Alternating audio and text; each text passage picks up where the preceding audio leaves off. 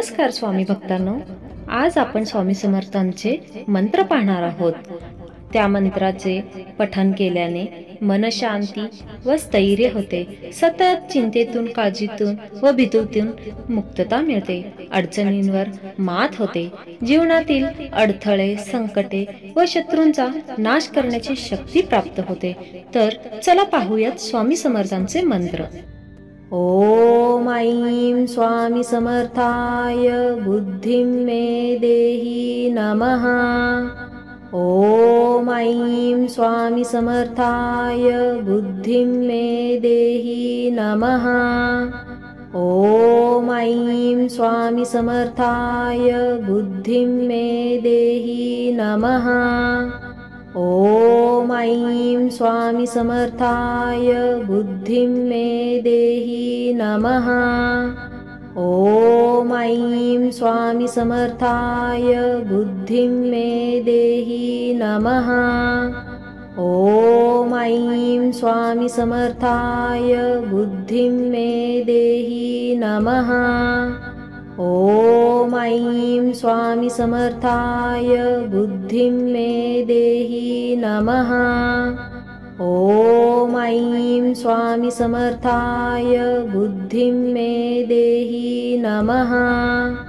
ओम ऐं स्वामी समर्थाय बुद्धिं मे देहि नमः। ओम ऐं स्वामी समर्थाय बुद्धिं मे देहि नमः। ओम ऐं स्वामी समर्थाय बुद्धिं मे देहि नमः। ओम ऐं स्वामी समर्थाय बुद्धिं मे देहि नमः।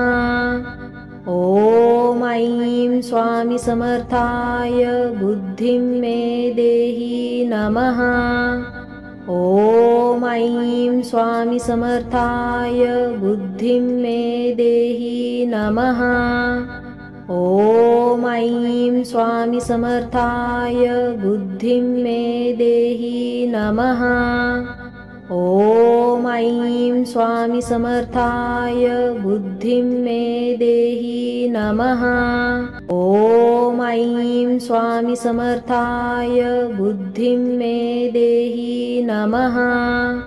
ओम ऐं स्वामी समर्थाय बुद्धिं मे देहि नमः। ओम ऐं स्वामी समर्थाय बुद्धिं मे देहि नमः। ओम ऐं स्वामी समर्थाय बुद्धिं मे देहि नमः। ओम ऐं स्वामी समर्थाय बुद्धिं मे देहि नमः। ओम ऐं स्वामी समर्थाय बुद्धिं मे देहि नमः। ओम ऐं स्वामी समर्थाय बुद्धिं मे देहि नमः। ओम ऐं स्वामी समर्थाय बुद्धिं मे देहि नमः। ओम ऐं स्वामी समर्थाय बुद्धिं मे देहि नमः। ओम ऐं स्वामी समर्थाय बुद्धिं मे देहि नमः। ओम ऐं स्वामी समर्थाय बुद्धिं मे देहि नमः। ओम ऐं स्वामी समर्थाय बुद्धिं मे देहि नमः। ओम ऐं स्वामी समर्थाय बुद्धिं मे देहि नमः। ओम ऐं स्वामी समर्थाय बुद्धिं मे देहि नमः। ओम ऐं स्वामी समर्थाय बुद्धिं मे देहि नमः। ओम ऐं स्वामी समर्थाय बुद्धिं मे देहि नमः।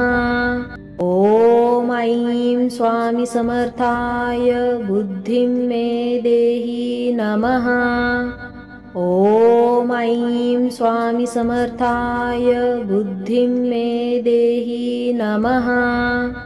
ॐ ऐं स्वामी समर्थाय बुद्धिं मे देहि नमः।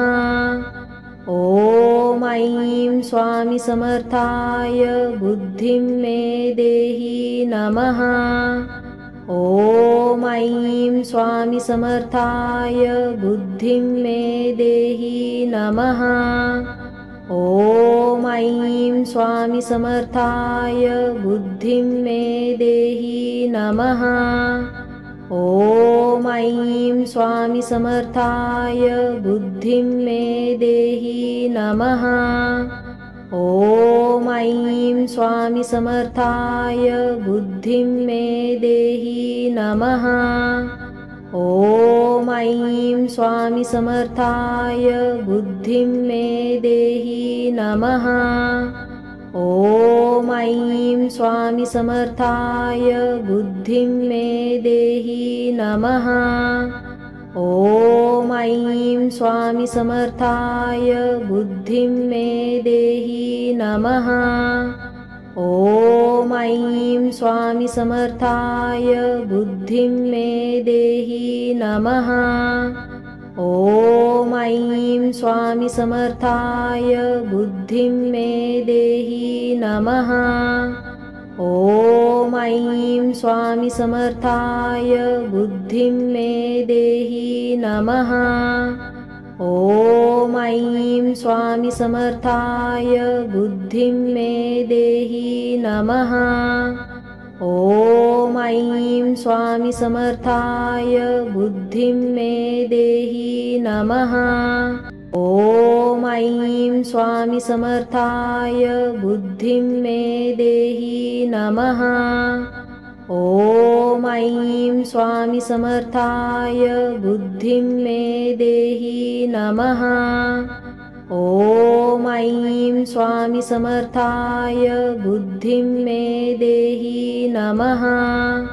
ॐ ऐं स्वामी समर्थाय बुद्धिं मे देहि नमः। ॐ ऐं स्वामी समर्थाय बुद्धिं मे देहि नमः। ॐ ऐं स्वामी समर्थाय बुद्धिं मे देहि नमः। ॐ ऐं स्वामी समर्थाय बुद्धिं मे देहि नमः। ॐ ऐं स्वामी समर्थाय बुद्धिं मे देहि नमः। ॐ ऐं स्वामी समर्थाय बुद्धिं मे देहि नमः। ॐ ऐं स्वामी समर्थाय बुद्धिं मे देहि नमः। ॐ ऐं स्वामी समर्थाय बुद्धिं मे देहि नमः। ॐ ऐं स्वामी समर्थाय बुद्धिं मे देहि नमः। ॐ ऐं स्वामी समर्थाय बुद्धिं मे देहि नमः। ॐ ऐं स्वामी समर्थाय बुद्धिं मे देहि नमः। ॐ ऐं स्वामी समर्थाय बुद्धिं मे देहि नमः। ॐ ऐं स्वामी समर्थाय बुद्धिं मे देहि नमः। ॐ ऐं स्वामी समर्थाय बुद्धिं मे देहि नमः। ॐ ऐं स्वामी समर्थाय बुद्धिं मे देहि नमः। ॐ ऐं स्वामी समर्थाय बुद्धिं मे देहि नमः। ॐ ऐं स्वामी समर्थाय बुद्धिं मे देहि नमः। ॐ ऐं स्वामी समर्थाय बुद्धिं मे देहि नमः। ॐ ऐं स्वामी समर्थाय बुद्धिं मे देहि नमः। ॐ ऐं स्वामी समर्थाय बुद्धिं मे देहि नमः। ॐ ऐं स्वामी समर्थाय बुद्धिं मे देहि नमः। ॐ ऐं स्वामी समर्थाय बुद्धिं मे देहि नमः। ॐ ऐं स्वामी समर्थाय बुद्धिं मे देहि नमः। ॐ ऐं स्वामी समर्थाय बुद्धिं मे देहि नमः। ॐ ऐं स्वामी समर्थाय बुद्धिं मे देहि नमः। ॐ ऐं स्वामी समर्थाय बुद्धिं मे देहि नमः। ॐ ऐं स्वामी समर्थाय बुद्धिं मे देहि नमः। ॐ ऐं स्वामी समर्थाय बुद्धिं मे देहि नमः। ॐ ऐं स्वामी समर्थाय बुद्धिं मे देहि नमः। ॐ ऐं स्वामी समर्थाय बुद्धिं मे देहि नमः। ॐ ऐं स्वामी समर्थाय बुद्धिं मे देहि नमः। ॐ ऐं स्वामी समर्थाय बुद्धिं मे देहि नमः। ॐ ऐं स्वामी समर्थाय बुद्धिं मे देहि नमः। ॐ ऐं स्वामी समर्थाय बुद्धिं मे देहि नमः। ॐ ऐं स्वामी समर्थाय बुद्धिं मे देहि नमः। ॐ ऐं स्वामी समर्थाय बुद्धिं मे देहि नमः। ॐ ऐं स्वामी समर्थाय बुद्धिं मे देहि नमः। ॐ ऐं स्वामी समर्थाय बुद्धिं मे देहि नमः। ॐ ऐं स्वामी समर्थाय बुद्धिं मे देहि नमः। ॐ ऐं स्वामी समर्थाय बुद्धिं मे देहि नमः। ॐ ऐं स्वामी समर्थाय बुद्धिं मे देहि नमः। ॐ ऐं स्वामी समर्थाय बुद्धिं मे देहि नमः। ॐ ऐं स्वामी समर्थाय बुद्धिं मे देहि नमः। ॐ ऐं स्वामी समर्थाय बुद्धिं मे देहि नमः। ॐ ऐं स्वामी समर्थाय बुद्धिं मे देहि नमः। ॐ ऐं स्वामी समर्थाय बुद्धिं मे देहि नमः। ॐ ऐं स्वामी समर्थाय बुद्धिं मे देहि नमः। ॐ ऐं स्वामी समर्थाय बुद्धिं मे देहि नमः। ॐ ऐं स्वामी समर्थाय बुद्धिं मे देहि नमः। ॐ ऐं स्वामी समर्थाय बुद्धिं मे देहि नमः।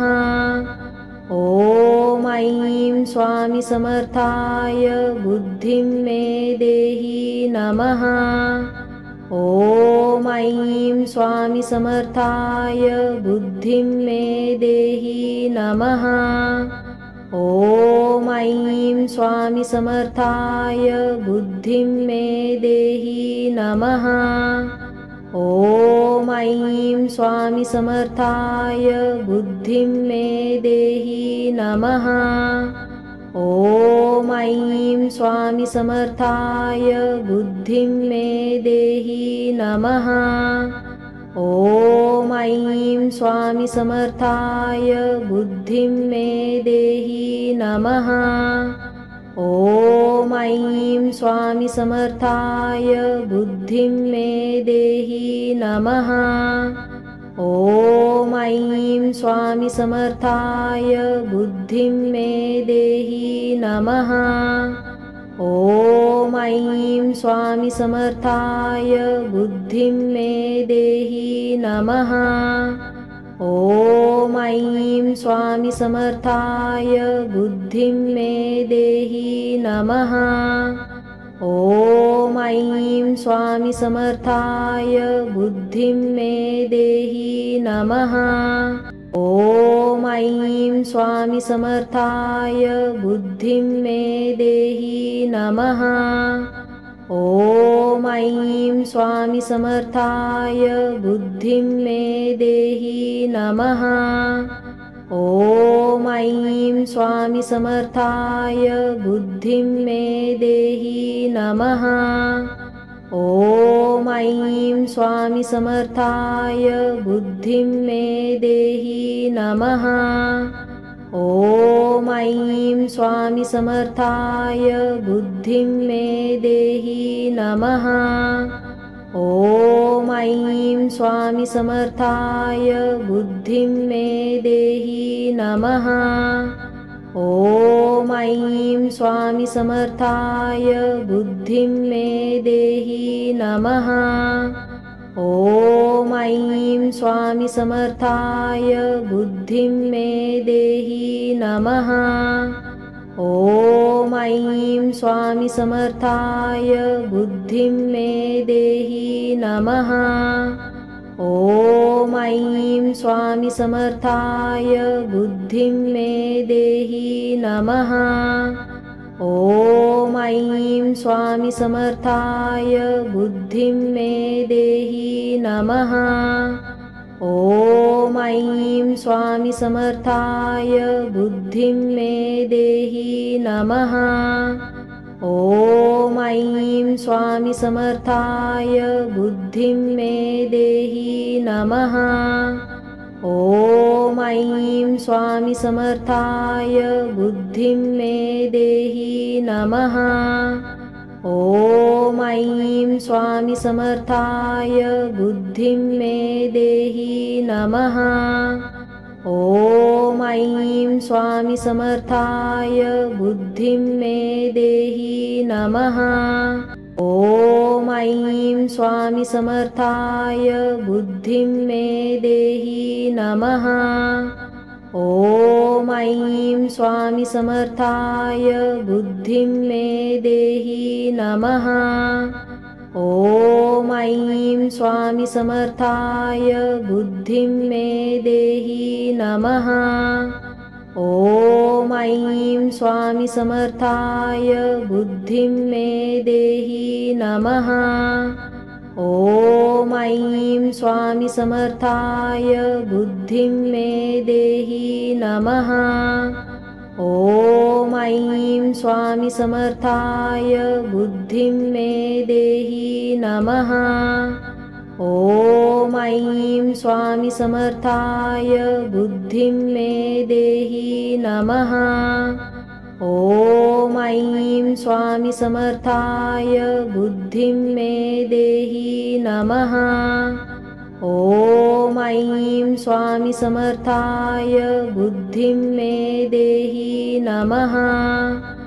ॐ ऐं स्वामी समर्थाय बुद्धिं मे देहि नमः। ॐ ऐं स्वामी समर्थाय बुद्धिं मे देहि नमः। ॐ ऐं स्वामी समर्थाय बुद्धिं मे देहि नमः। ॐ ऐं स्वामी समर्थाय बुद्धिं मे देहि नमः। ॐ ऐं स्वामी समर्थाय बुद्धिं मे देहि नमः। ॐ ऐं स्वामी समर्थाय बुद्धिं मे देहि नमः। ॐ ऐं स्वामी समर्थाय बुद्धिं मे देहि नमः। ॐ ऐं स्वामी समर्थाय बुद्धिं मे देहि नमः। ॐ ऐं ऐं स्वामी समर्थाय बुद्धिं मे देहि नमः। ॐ ऐं स्वामी समर्थाय बुद्धिं मे देहि नमः। ॐ ऐं स्वामी समर्थाय बुद्धिं मे देहि नमः। ॐ ऐं स्वामी समर्थाय बुद्धिं मे देहि नमः। ॐ ऐं स्वामी समर्थाय बुद्धिं मे देहि नमः। ॐ ऐं स्वामी समर्थाय बुद्धिं मे देहि नमः। ॐ ऐं स्वामी समर्थाय बुद्धिं मे देहि नमः। ॐ ऐं स्वामी समर्थाय बुद्धिं मे देहि नमः। ॐ ऐं स्वामी समर्थाय बुद्धिं मे देहि नमः। ॐ ऐं स्वामी समर्थाय बुद्धिं मे देहि नमः। ॐ ऐं स्वामी समर्थाय बुद्धिं मे देहि नमः। ॐ ऐं स्वामी समर्थाय बुद्धिं मे देहि नमः। ॐ ऐं स्वामी समर्थाय बुद्धिं मे देहि नमः। ॐ ऐं स्वामी समर्थाय बुद्धिं मे देहि नमः। ॐ ऐं स्वामी समर्थाय बुद्धिं मे देहि नमः। ॐ ऐं स्वामी समर्थाय बुद्धिं मे देहि नमः। ॐ ऐं स्वामी समर्थाय बुद्धिं मे देहि नमः। ॐ ऐं स्वामी समर्थाय बुद्धिं मे देहि नमः। ॐ ऐं स्वामी समर्थाय बुद्धिं मे देहि नमः। ॐ ऐं स्वामी समर्थाय बुद्धिं मे देहि नमः। ॐ ऐं स्वामी समर्थाय बुद्धिं मे देहि नमः। ॐ ऐं स्वामी समर्थाय बुद्धिं मे देहि नमः। ॐ ऐं स्वामी समर्थाय बुद्धिं मे देहि नमः। ॐ ऐं स्वामी समर्थाय बुद्धिं मे देहि नमः। ॐ ऐं स्वामी समर्थाय बुद्धिं मे देहि नमः। ॐ ऐं स्वामी समर्थाय बुद्धिं मे देहि नमः।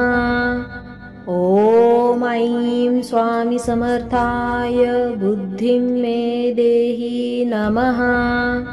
ॐ ऐं स्वामी समर्थाय बुद्धिं मे देहि नमः।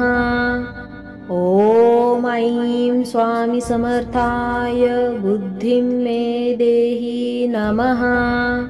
ॐ ऐं स्वामी समर्थाय बुद्धिं मे देहि नमः। ॐ ऐं स्वामी समर्थाय बुद्धिं मे देहि नमः। ॐ ऐं स्वामी समर्थाय बुद्धिं मे देहि नमः। ॐ ऐं स्वामी समर्थाय बुद्धिं मे देहि नमः।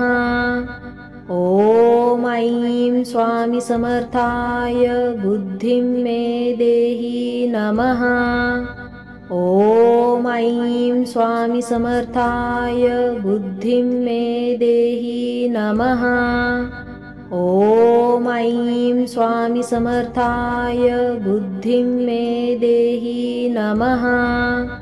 ॐ ऐं स्वामी समर्थाय बुद्धिं मे देहि नमः। ॐ ऐं स्वामी समर्थाय बुद्धिं मे देहि नमः। ॐ ऐं स्वामी समर्थाय बुद्धिं मे देहि नमः। ॐ ऐं स्वामी समर्थाय बुद्धिं मे देहि नमः। ॐ ऐं स्वामी समर्थाय बुद्धिं मे देहि नमः। ॐ ऐं स्वामी समर्थाय बुद्धिं मे देहि नमः। ॐ ऐं स्वामी समर्थाय बुद्धिं मे देहि नमः। ॐ ऐं स्वामी समर्थाय बुद्धिं मे देहि नमः। ॐ ऐं स्वामी समर्थाय बुद्धिं मे देहि नमः। ॐ ऐं स्वामी समर्थाय बुद्धिं मे देहि नमः। ॐ ऐं स्वामी समर्थाय बुद्धिं मे देहि नमः। ॐ ऐं स्वामी समर्थाय बुद्धिं मे देहि नमः। ॐ ऐं स्वामी समर्थाय बुद्धिं मे देहि नमः। ॐ ऐं स्वामी समर्थाय बुद्धिं मे देहि नमः। ॐ ऐं स्वामी समर्थाय बुद्धिं मे देहि नमः। ॐ ऐं स्वामी समर्थाय बुद्धिं मे देहि नमः। ॐ ऐं स्वामी समर्थाय बुद्धिं मे देहि नमः।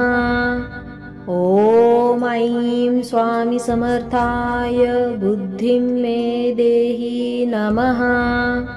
ॐ ऐं स्वामी समर्थाय बुद्धिं मे देहि नमः।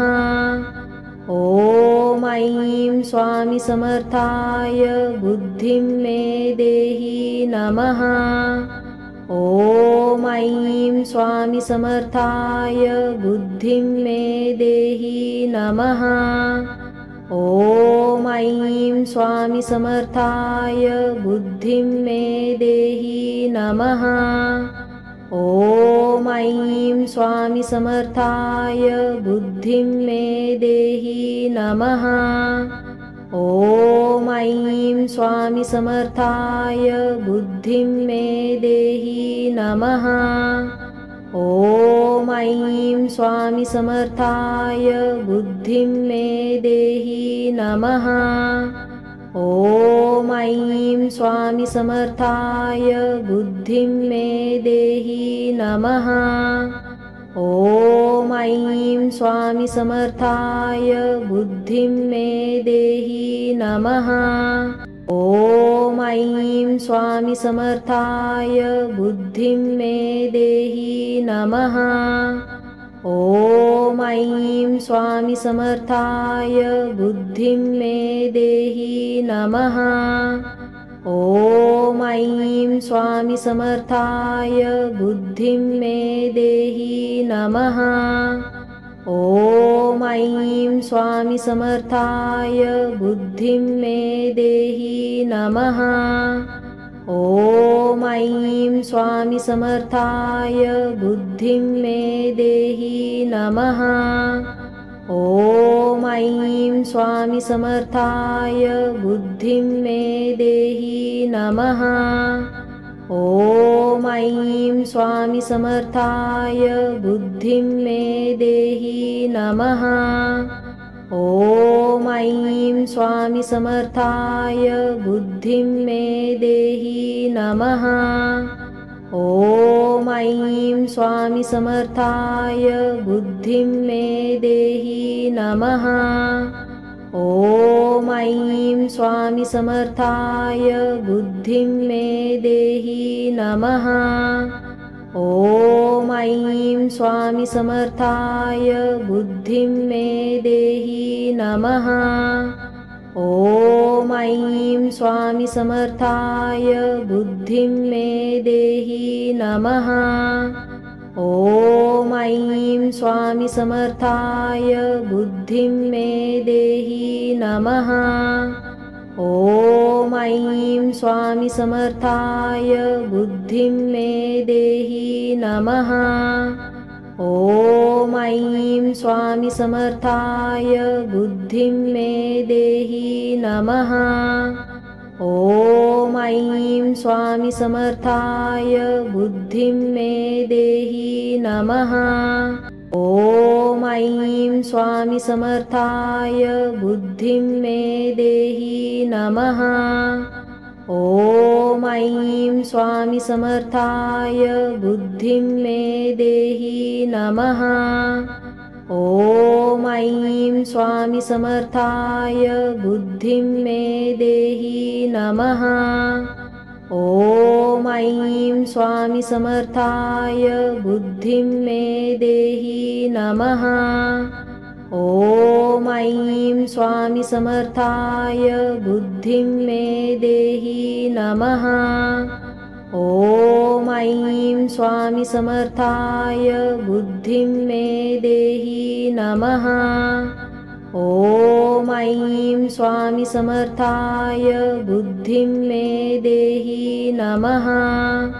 ॐ ऐं स्वामी समर्थाय बुद्धिं मे देहि नमः। ॐ ऐं स्वामी समर्थाय बुद्धिं मे देहि नमः। ॐ ऐं स्वामी समर्थाय बुद्धिं मे देहि नमः। ॐ ऐं स्वामी समर्थाय बुद्धिं मे देहि नमः। ॐ ऐं स्वामी समर्थाय बुद्धिं मे देहि नमः।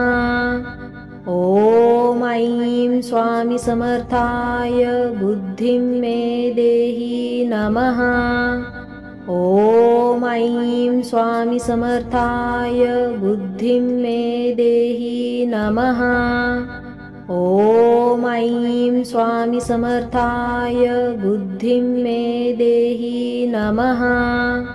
ॐ ऐं स्वामी समर्थाय बुद्धिं मे देहि नमः। ॐ ऐं स्वामी समर्थाय बुद्धिं मे देहि नमः। ॐ ऐं स्वामी समर्थाय बुद्धिं मे देहि नमः। ॐ ऐं स्वामी समर्थाय बुद्धिं मे देहि नमः। ॐ ऐं स्वामी समर्थाय बुद्धिं मे देहि नमः। ॐ ऐं स्वामी समर्थाय बुद्धिं मे देहि नमः। ॐ ऐं स्वामी समर्थाय बुद्धिं मे देहि नमः। ॐ ऐं स्वामी समर्थाय बुद्धिं मे देहि नमः। ॐ ऐं स्वामी समर्थाय बुद्धिं मे देहि नमः। ॐ ऐं स्वामी समर्थाय बुद्धिं मे देहि नमः। ॐ ऐं स्वामी समर्थाय बुद्धिं मे देहि नमः। ॐ ऐं स्वामी समर्थाय बुद्धिं मे देहि नमः। ॐ ऐं स्वामी समर्थाय बुद्धिं मे देहि नमः। ॐ ऐं स्वामी समर्थाय बुद्धिं मे देहि नमः। ॐ ऐं स्वामी समर्थाय बुद्धिं मे देहि नमः। ॐ ऐं स्वामी समर्थाय बुद्धिं मे देहि नमः। ॐ ऐं स्वामी समर्थाय बुद्धिं मे देहि नमः। ॐ ऐं स्वामी समर्थाय बुद्धिं मे देहि नमः। ॐ ऐं स्वामी समर्थाय बुद्धिं मे देहि नमः। ॐ ऐं स्वामी समर्थाय बुद्धिं मे देहि नमः। ॐ ऐं स्वामी समर्थाय बुद्धिं मे देहि नमः। ॐ ऐं स्वामी समर्थाय बुद्धिं मे देहि नमः। ॐ ऐं स्वामी समर्थाय बुद्धिं मे देहि नमः। ॐ ऐं स्वामी समर्थाय बुद्धिं मे देहि नमः। ॐ ऐं स्वामी समर्थाय बुद्धिं मे देहि नमः। ॐ ऐं स्वामी समर्थाय बुद्धिं मे देहि नमः। ॐ ऐं स्वामी समर्थाय बुद्धिं मे देहि नमः। ॐ ऐं स्वामी समर्थाय बुद्धिं मे देहि नमः। ॐ ऐं स्वामी समर्थाय बुद्धिं मे देहि नमः। ॐ ऐं स्वामी समर्थाय बुद्धिं मे देहि नमः। ॐ ऐं स्वामी समर्थाय बुद्धिं मे देहि नमः। ॐ ऐं स्वामी समर्थाय बुद्धिं मे देहि नमः। ॐ ऐं स्वामी समर्थाय बुद्धिं मे देहि नमः। ॐ ऐं स्वामी समर्थाय बुद्धिं मे देहि नमः। ॐ ऐं स्वामी समर्थाय बुद्धिं मे देहि नमः। ॐ ऐं स्वामी समर्थाय बुद्धिं मे देहि नमः। ॐ ऐं स्वामी समर्थाय बुद्धिं मे देहि नमः। ॐ ऐं स्वामी समर्थाय बुद्धिं मे देहि नमः। ॐ ऐं स्वामी समर्थाय बुद्धिं मे देहि नमः। ॐ ऐं स्वामी समर्थाय बुद्धिं मे देहि नमः। ॐ ऐं स्वामी समर्थाय बुद्धिं मे देहि नमः। ॐ ऐं स्वामी समर्थाय बुद्धिं मे देहि नमः। ॐ ऐं स्वामी समर्थाय बुद्धिं मे देहि नमः। ॐ ऐं स्वामी समर्थाय बुद्धिं मे देहि नमः। ॐ ऐं स्वामी समर्थाय बुद्धिं मे देहि नमः। ॐ ऐं स्वामी समर्थाय बुद्धिं मे देहि नमः। ॐ ऐं स्वामी समर्थाय बुद्धिं मे देहि नमः। ॐ ऐं स्वामी समर्थाय बुद्धिं मे देहि नमः। ॐ ऐं स्वामी समर्थाय बुद्धिं मे देहि नमः। ॐ ऐं स्वामी समर्थाय बुद्धिं मे देहि नमः। ॐ ऐं स्वामी समर्थाय बुद्धिं मे देहि नमः। ॐ ऐं स्वामी समर्थाय बुद्धिं मे देहि नमः। ॐ ऐं स्वामी समर्थाय बुद्धिं मे देहि नमः। ॐ ऐं स्वामी समर्थाय बुद्धिं मे देहि नमः। ॐ ऐं स्वामी समर्थाय बुद्धिं मे देहि नमः।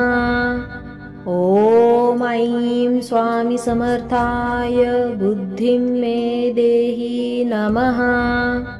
ॐ ऐं स्वामी समर्थाय बुद्धिं मे देहि नमः।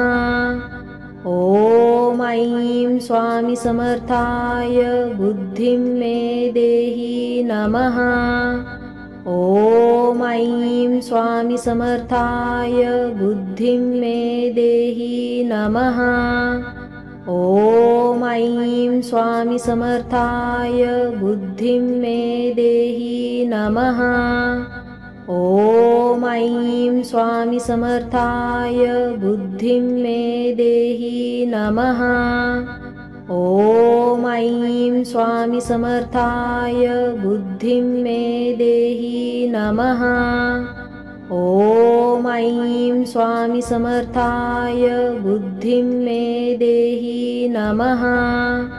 ॐ ऐं स्वामी समर्थाय बुद्धिं मे देहि नमः। ॐ ऐं स्वामी समर्थाय बुद्धिं मे देहि नमः।